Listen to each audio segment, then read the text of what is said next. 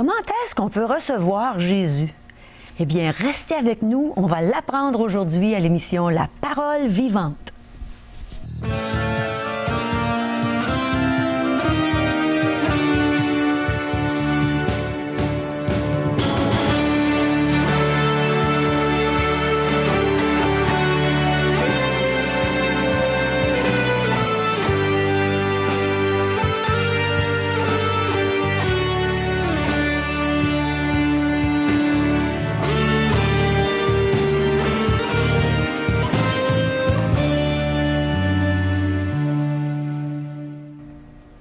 Quelle joie pour moi de vous accueillir une fois de plus à l'émission La Parole vivante. Vous savez, toute l'équipe de Radio Espoir et de Télé Espoir est dans la joie parce qu'on peut partager avec vous le vrai sens de Noël aujourd'hui. Alors, vous allez entendre un bon témoignage. Régent Joly va nous partager l'Évangile avec nous et je vais vous chanter quelque chose. Ça va être mon petit cadeau de Noël pour chacun de vous. Et n'oubliez pas, on s'attend d'avoir vos questions, vos impressions, tout ce que vous voulez nous dire. Contactez-nous à 1-877-l'Espoir, 1-877-537-7647 ou visitez notre site web espoir.ca. Alors, je fais un petit retour sur la question du début. Comment est-ce qu'on peut recevoir Jésus? Alors, le pasteur évangéliste Régent Joly est avec nous aujourd'hui et il va répondre à notre question, n'est-ce pas, Régent?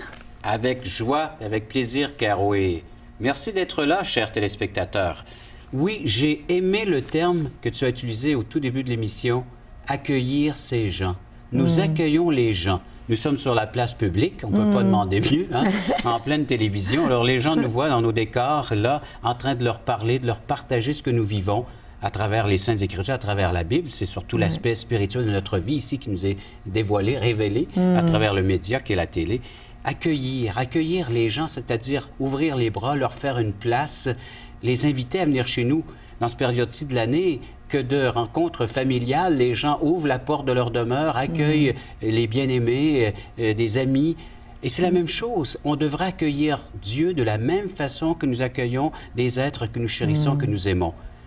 Il y a un verset dans la Bible, dans le dernier livre de la Bible, c'est l'Apocalypse, chapitre 3, verset 20.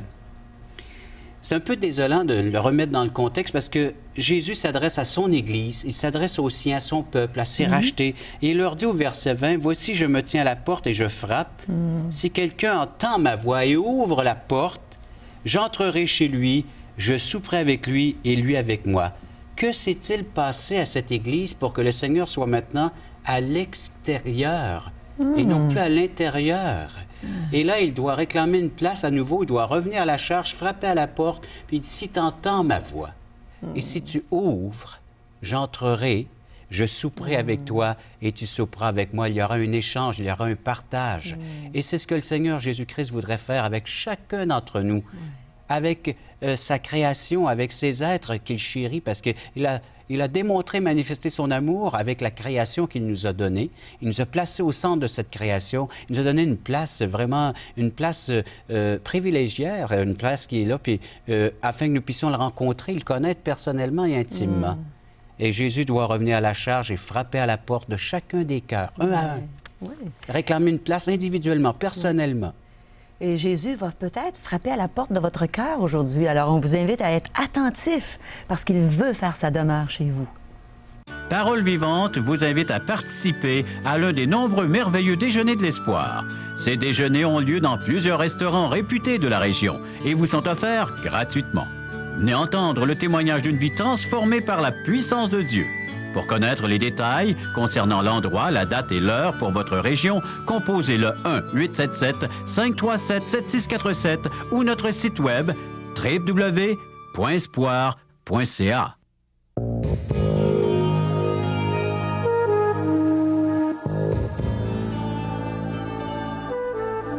Qu'est-ce qu'il faut faire pour qu'il y ait de la place pour Jésus dans notre cœur? On va le savoir aujourd'hui. C'est Régent qui va nous en parler à travers la merveilleuse parole de Dieu.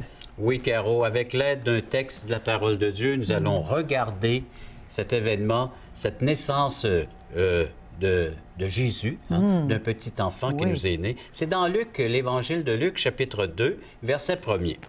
Vous avez une Bible à la maison, là, je vous encourage à aller la chercher ou prendre en note du moins les textes bibliques et vérifier par après chez vous à temps reposé où vous pouvez vous détendre et relaxer avec la parole de Dieu. Luc chapitre 2, verset 1er. En ce temps-là parut un édit de César Auguste ordonnant un recensement de toute la terre.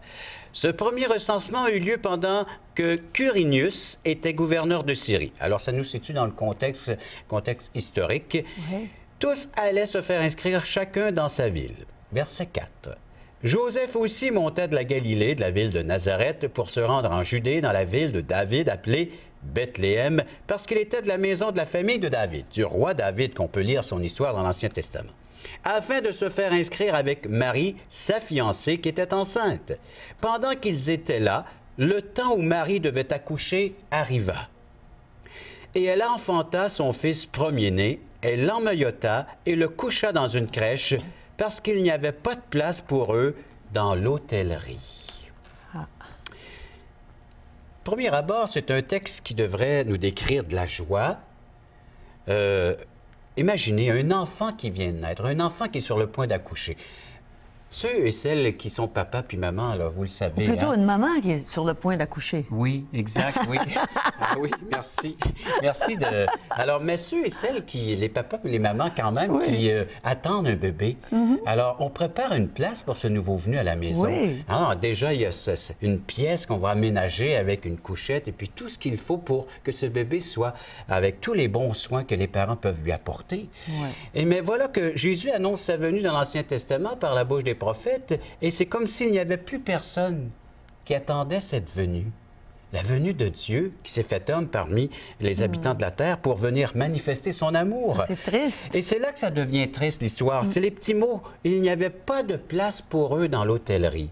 Il est vrai que c'est la foule qui s'amène comme ça à Bethléem pour un recensement, mais une femme enceinte, me semble, moindrement dans l'autobus, qu'est-ce qu'on fait? On lui cède sa place. On lui cède sa place. On lui dit, ben voilà, il y a une place pour toi. Alors, bien non, pas de place. Et elle doit aller accoucher, et on connaît l'histoire, il va s'en dire, donc, dans la crèche et ainsi de suite, et là où, naturellement, les animaux, d'habitude, viennent au monde, hein, dans cette crèche. Alors, c'est là que ça devient un peu sombre et un peu triste, cette histoire. Pas de place lorsqu'un enfant vient au monde. Alors donc, on se prépare pour la fête de Noël. C'est son anniversaire. En tout cas, c'est la date que nous, on s'est choisi en tant qu'homme pour souligner l'anniversaire d'un être cher, d'un être qui est né parmi nous, Jésus. 25 décembre. Ouais. Et à tous les ans, on va se rappeler que le 25 décembre, il nous est né un sauveur. Et qu'est-ce qui se passe dans le cadre de cette journée-là? Bien, oui, on va attendre que la famille arrive avec les amis, puis on va acheter de la bouffe, puis le pâté à la viande, la tourtière, la dinde et tout ce qui peut accompagner ce merveilleux repas passé en famille avec nos amis, sans oublier les desserts, les beignets, et puis la crème glacée, la bûche, et naturellement les biscuits, les gâteaux. On a de quoi manger, autrement dit, pour des heures et même encore, si vraiment on peut tout manger. De quoi penser à soi. Oui. Hein? Et qu'est-ce qui va arriver après le ventre qui va nous dire quoi après ce repas, ce copieux repas? Il va dire, il n'y a plus de place. Il n'y a plus de place. Ouais. C'est pas surprenant que les gens disent aujourd'hui qu'on a perdu le vrai sens de Noël. Oui. Et puis un deuxième point, c'est ce repas est souvent accompagné, ou cette fête est accompagnée de boissons alcoolisées de toutes sortes. Hein. Alors l'apéritif, le digestif, et puis il y a les vins qui vont accompagner également, alors les viandes ou le repas, et ainsi de suite. Et là, après ça, bien, on va passer à quelques bières, quelques autres boissons après le repas, même dans la veillée, dans la soirée, jusqu'à un moment donné où la tête dit, moi je n'en peux plus. Hein? Il n'y a plus de place. C'est ça. Il n'y a vraiment plus de place. Alors, nos pensées sont tout à l'envers, oui. Hein? On pense qu'on était drôle. On a déjà pensé, en tout cas, qu'on était drôle dans ces circonstances, mais c'était vraiment très triste. Rappelons-nous les lendemains de veille. Eh là là. Je crois que juste ça, le message est passé, les gens vont s'en rappeler, ceux qui ont connu.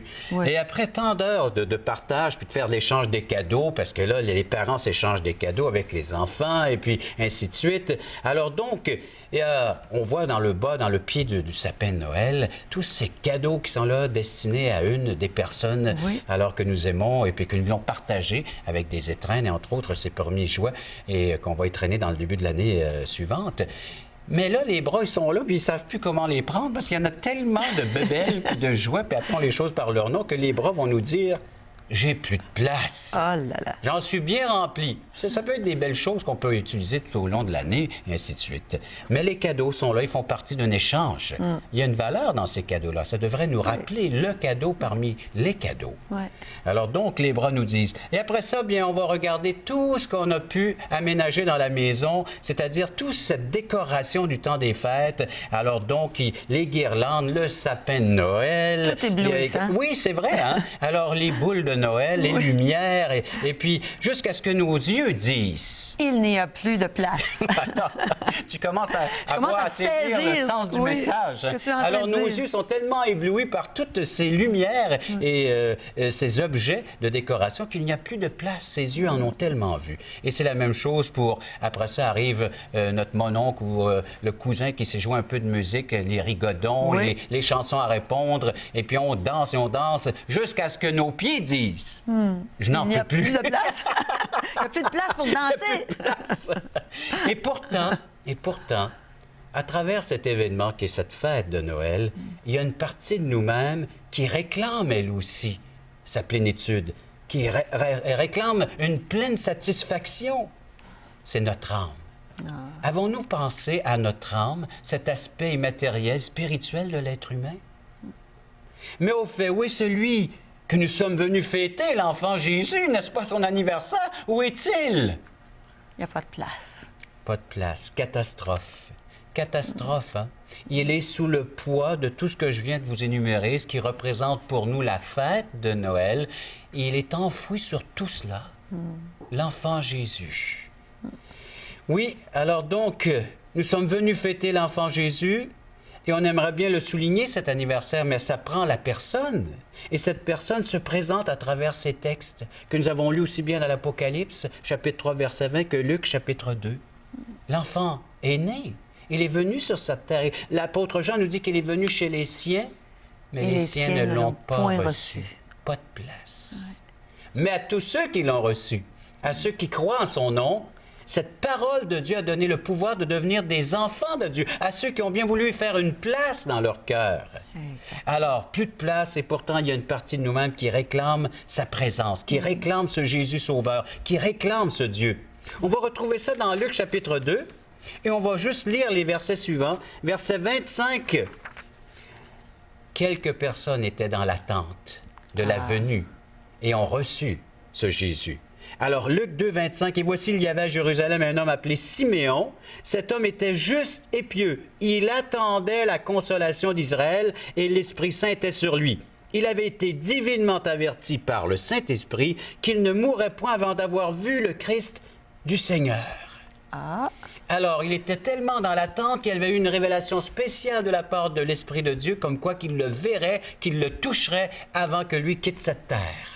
Ça, c'est merveilleux. Alors, c'est cette attente-là. C'est comme ça que le Seigneur aimerait que nous vivions jour après jour. De l'accueillir et de vivre avec, naturellement, cette espérance qu'un jour nous nous retrouverons là, avec lui, là-haut dans le ciel. Alors, il dit, en voyant cet enfant, verset 32, alors, verset 30 dit, « Mes yeux ont vu le salut, salut que tu as préparé devant tous les peuples, lumière pour éclairer les nations, la gloire d'Israël, ton peuple. » Il l'a vu, cette lumière, il l'a reçue. Une autre personne, verset 36, il y avait une prophétesse du nom d'Anne, fille de Phanuel, de la tribu d'Azer. Elle était fort avancée en âge, elle avait vécu 7 ans avec son mari depuis sa virginité. Restée veuve et âgée de 84 ans. Elle ne quittait pas le temple et elle servait Dieu nuit et jour dans le jeûne et dans la prière. Étant arrivée elle aussi à cette même heure, elle louait Dieu et elle parlait de Jésus à tous ceux qui attendaient la délivrance de Jérusalem. Ça faisait longtemps qu'elle l'attendait. Elle l'attendait. Alors un homme et une femme placés ici devant leur espérance, devant la venue de cet enfant, ils étaient animés par l'Esprit de Dieu pour l'accueillir. Alors oui, une présence qui accorde à tous ceux qui ont mis leur foi, une présence qui apporte des bénédictions, des bienfaits dans leur vie. Ça me rappelle quelque chose, Régent. Quand j'ai reçu Jésus, justement, dans mon cœur, il y a 28 ans, je lui ai dit, Seigneur, prends toute la place. Et il l'a fait. C'était le désir de mon cœur, il l'a fait. Et pour nous, chrétiens, des fois, on est porté à oublier ça. Mais il veut toujours avoir la meilleure place et prendre toute la place dans notre cœur. Et c'est tellement bon de lui appartenir et de savoir qu'il habite en nous. Caro, que ton témoignage puisse stimuler nos téléspectateurs à faire le même choix que tu as fait un jour, de faire une place, que nous puissions retirer dans nos cœurs tout ce qui nous empêche de voir et de contempler ce Fils qui nous apporte si grand salut venant de Dieu lui-même, cette lumière pour éclairer les nations. Et par le fait même, l'ayant reçu, eh bien, on va être poussé par ce même esprit à vouloir le partager avec d'autres. Et nos rencontres de famille deviendront un partage de ce salut, de ce bienfait de Dieu, de proclamer ce message au monde entier à tous ceux qui veulent bien attendre la délivrance, parce que le Seigneur revient un jour pour délivrer les siens. Mes amis, avez-vous compris ce beau message de délivrance, cette délivrance que Dieu accorde à tous ceux qui mettent leur foi en Jésus seul, pour le pardon de leurs péchés, le don gratuit de la vie éternelle. Vous ne pouvez pas avoir un plus beau cadeau de Noël que celui de Jésus. Dieu a tant aimé le monde, il t'a tant aimé, toi, mon ami, qu'il a donné son Fils unique. Quel beau cadeau! Il a donné son Fils unique afin que si tu crois en lui, tu ne périsses pas, mais que tu aies la vie éternelle. On ne mérite pas la vie éternelle, personne d'entre nous, mais il veut nous la donner gratuitement et il s'invite, mon ami, il s'invite dans ton cœur présentement. Reconnais que tu es un pécheur perdu, comme je l'ai reconnu, comme Régent l'a déjà reconnu, et demande à Jésus de te sauver, de te donner ce cadeau de la vie éternelle. Et c'est certain qu'il va le faire. Justement, en parlant de cadeaux, j'aimerais vous présenter un chant que j'ai composé. Ça s'appelle « Un cadeau du ciel ».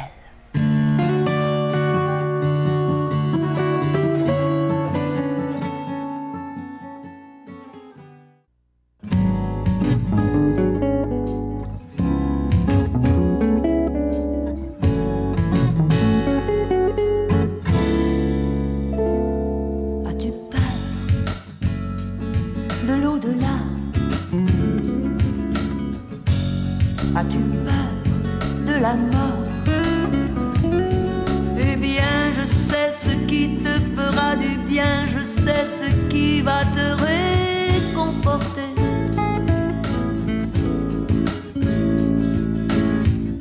Je te présente mon meilleur ami. Je te présente Jésus-Christ.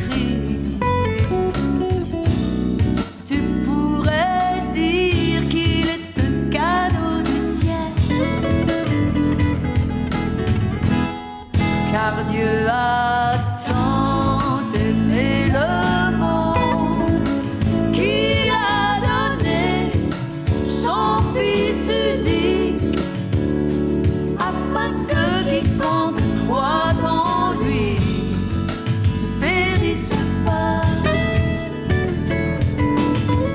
mais qu'il ait la vie éternelle.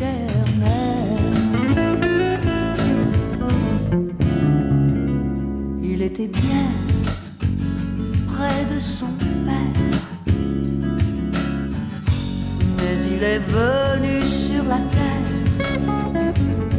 Il a souffert pour toi et moi, il s'est laissé crucifier sur l'infâme bois.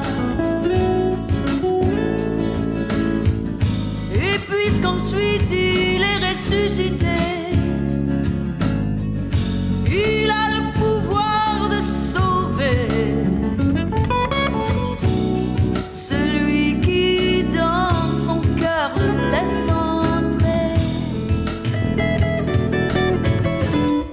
Car Dieu a tant aimé le monde qu'il a donné son Fils unique, afin que quiconque croit en lui ne périsse pas.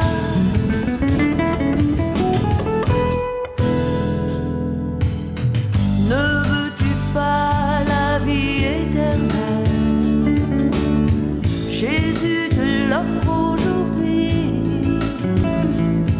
Dans ton cœur, il veut faire ça demain. Ton bonheur dépend de lui. Il est si doux, il est au milieu de nous. Dis-lui, Seigneur, viens régner dans mon cœur.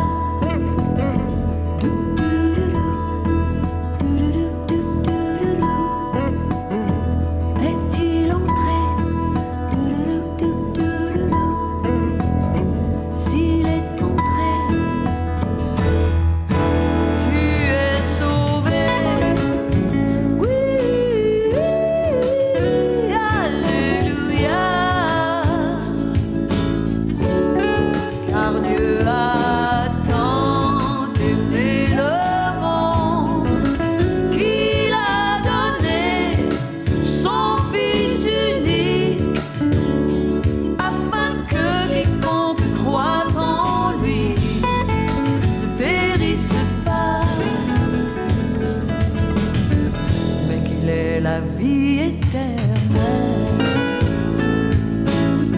Mais qu'il est la vie éternelle. Saisis la vie éternelle. Tu auras la vie éternelle. Saisis la vie éternelle. Oui, alléluia.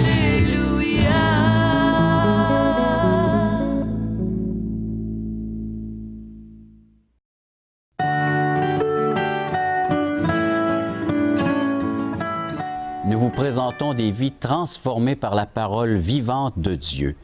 Dieu, en plus de transformer les vies des personnes qui placent leur confiance en lui, il est prêt également à s'en servir, c'est-à-dire à devenir des serviteurs de Dieu. Nous avons le plaisir d'accueillir 2 missionnaires qui œuvrent au Québec et dans la ville de Québec, Yvan et Sylvette Tremblay. Bonjour, bienvenue à l'émission Parole vivante. Bonjour.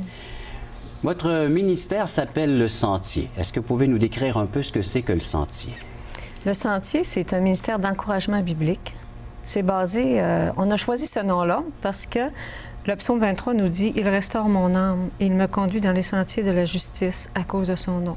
Donc nous, on a à cœur de restaurer les personnes et c'est une des facettes du ministère Le Sentier parce que Jésus, il voyait la foule, il y avait de la compassion pour eux parce qu'ils étaient abattus. Et nous, on a un cœur aussi pour aider les ouvriers évangéliques à être relevés parce qu'il y a beaucoup de pression sur eux, puis il n'y a pas beaucoup de monde qui s'occupe d'eux. Eux, ils s'occupent de beaucoup de monde.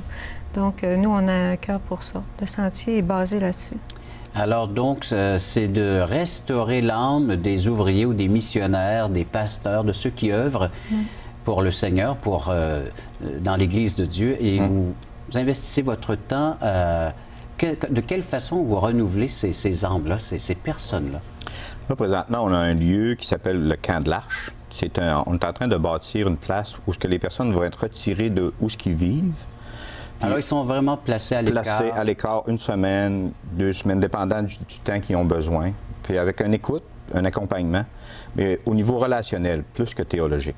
Parce qu'on sait que c'est surtout au niveau de la relation que ça va manquer. C'est rarement au niveau de la théologie. La personne se sent moins écoutée, moins valorisée. C'est là qu'à un moment donné, elle se sent loin puis pas encouragée. Nous, on va faire de l'encouragement pour savoir c'est quoi qui s'est produit, que cette personne se rende là, si fatiguée, si en temps de difficulté dans son ministère. Fait que c'est plus ça. Il y a des étapes à suivre, certainement? Oui, ça, c'est un premier niveau au niveau de la restauration, mais aussi au niveau de la formation pour ceux qui veulent aider d'autres. Alors donc, vous restaurez ces personnes-là, mais en plus, vous pouvez équiper les personnes qui aimeraient faire de l'entraide. C'est ça, dans les églises, parce qu'il y a beaucoup de difficultés dans les couples aussi. Il y a des difficultés avec les personnes seules. Il y a des difficultés avec l'individu en général, dans les relations. Puis les relations matures, c'est ça qu'on veut les faire avancer d'un pas de plus, vers des relations matures. Et c'est pour ça qu'on veut faire ce ministère-là. Et vous y consacrez tout votre temps? Oui, on est missionnaire depuis 2 ans, puis là, on est en train de faire notre soutien face à ça. Parce que nous, on voyait que c'est facile d'aimer Dieu, parce que Dieu nous aime, mais d'aimer son prochain, c'est plus difficile. Comment y arriver? Fait que c'est un peu dans ce travail-là qu'on s'est investi. Nous savons que tous et chacun, nous avons nos problèmes. Alors, si ces personnes se rassemblent en un groupe, alors c'est facile d'être dépassé par, on va s'en dire, la circonstance et les événements, d'avoir à faire face à plusieurs problèmes en même temps. Et bien avec un soutien comme ça qui, oui, de venir écraser sous le poids. Voilà. Puis aussi, si on veut être une représentation de Jésus, l'amour de Dieu, je crois que nos relations, il faut y travailler. Puis il faut aimer les autres, c'est pas naturel. Ça prend l'aide de Dieu, mais aussi peut-être l'aide de quelqu'un pour nous dire tu vois, il y a ça dans ta vie, tu pourrais travailler. Et on vous rejoint comment? Vous avez les coordonnées, un numéro de téléphone? Par téléphone, au 418-596-2126, Yvan et Sylvette Tremblay. Merci beaucoup. Alors oui, Dieu est prêt à nous soutenir, à nous aider. Puiser dans l'Évangile cette puissance.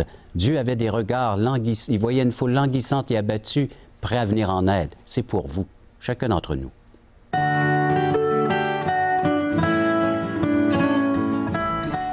Après un grand cadeau comme celui que Jésus donne, la vie éternelle, c'est presque embarrassant pour nous de vous offrir des petits cadeaux, mais dans ces petits cadeaux-là, il y a des grands cadeaux que Dieu vous offre, hein, Régent? Oui, est-ce que tu peux nous en parler? C'est pour commencer à disposer les cœurs à recevoir le grand cadeau, si ce n'est déjà fait. Alors donc, question fondamentale, c'est de la littérature qu'on offre tout à fait gratuitement. Les gens peuvent s'y référer, peuvent en faire la demande sur notre site Internet ou en appelant au numéro de téléphone. Même chose pour la revue En Contact, une réflexion sur des textes bibliques à chaque jour. Alors, quotidiennement, comme ça, chaque mois, ils pourront recevoir le petit fascicule et par le fait même avoir un contact avec la parole de Dieu. C'est merveilleux. Merci beaucoup, Régent. Merci à vous tous qui nous écoutez, qui nous regardez régulièrement. On veut vous souhaiter un joyeux Noël dans la présence du Seigneur. C'est là qu'est la vraie joie. Le plaisir puis la vraie joie, c'est très différent. Un peu de plaisir, c'est bien, mais surtout dans la joie du Seigneur. Alors, joyeuses fêtes et on se retrouve bientôt.